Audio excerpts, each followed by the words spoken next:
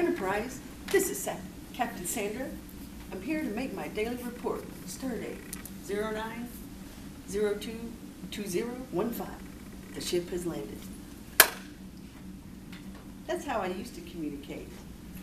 My friends and family would accuse me of having a flip phone that resembled the Star Trek communicator. Much to their surprise and amazement, I have graduated to a smartphone. And it comes in a fancy box too. That just lets you know that, hey, your bill used to be $34.99 a month at the Star Trek Enterprise communicator, and it now will be $100. You can tell that just by the box. I've had a lot of challenges with this new phone, and mind you, I've only had it for 2 months, but I've learned a lot of things too. I learned that there's all different types of things that you can do with this phone. I also learned, right after I got the phone, I was bombarded with notifications and emails and messages. They want you to agree to these terms and conditions of all these different things. Every app, every whatever, even to use the phone, set up email, wants you to agree.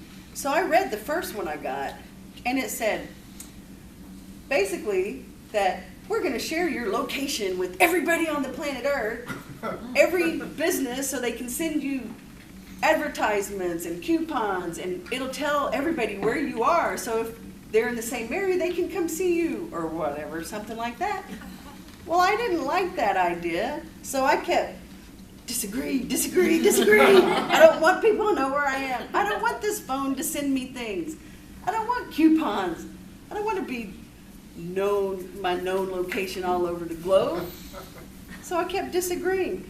Well, one time I accidentally agreed to something, which I don't even know what I agreed to, because it won't let you go back and find what you agreed to. Heaven forbid if you were to want to go back and read that and find out what it was. But I finally got over that and quit getting those notifications. I did have another challenge, however. Somehow, on the phone, it has the date and the time up there, and I like that little feature. It's kind of neat. Well, somehow I made that disappear. How did I do that? I don't know. Don't ask me how I did that. But I wanted to get it back on there, and I was determined to figure out how to get the date and time back on there.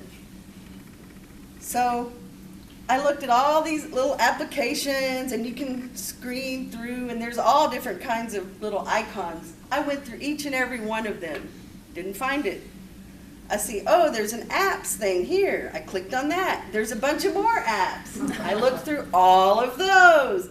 There's like 3 pages of that. Couldn't find it. So I decided, I'm calling the customer service help desk. I'm paying a lot of money for this crazy thing. They should be able to help me. When I called, first of all, with my old phone, you could do *2, and you would get a lovely representative live on the phone. With this crazy thing, you get, even though it's still *2, thank you for calling Sprint. In order to serve you better, please take a moment to review the options on your device screen. You may be able to answer your questions more quickly with these instructions. What instructions? There weren't any instructions. I went through them. I want a person. I was waiting. I heard nothing. No option for, if you want to speak to a representative now, press 1, or nothing like that. It hung up on me. I looked at the thing. Okay, I tried it again. Got the same thing. Like, no. I started pushing 0, thinking a lot of times when you do that, you'll get a live person. No. Finally, I figured out how to get through. And I was talking to the person explaining my dilemma. I'm trying to get the date and time back. And he said, well, take your pointer finger and your thumb and put it on the screen. Okay. And squeeze. Squeeze what? The phone? No. Squeeze. Put it on the screen and squeeze. It's in the widgets. Widgets. You got to squeeze the dang thing to find widgets. Sure enough, it was there. I couldn't believe that. That was crazy. Another thing that happened to me is I was looking in my phone at the pictures that I had taken. I see this green on here, all these pictures. I'm like, what is that? So I started going through. I don't know if you can see that, but it's a picture of a stick. Another stick. A stick. Stick's not doing anything. What's up with that stick? There's like 100 of them, and I deleted a bunch of them. I was like, those kids, they got my phone again. I kept looking, I was like, wait a minute, that's my shadow. That's when I was trimming the bushes. The kids weren't there that day. I'm thinking, okay, butt kick. I took pictures, apparently with my butt, of all the stuff behind me while I was trimming the bushes. How could that happen? Then I found out, my daughter said, well, you have to click this button on the side and make it go dark. See, it won't work. And then it won't take pictures or call people, for that matter. So I had to learn that the hard way. I couldn't believe it. And then the other thing I learned too is that you can go to Facebook on this. I hadn't been on Facebook before, and I learned this is an easy way to go on Facebook. Well, the first night I spent like 3 hours on Facebook.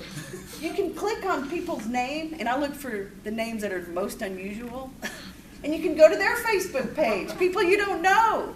I visited Italy, Spain, Guatemala, Iraq, Mexico. It was really interesting. I got to see all kind of pictures that people had posted.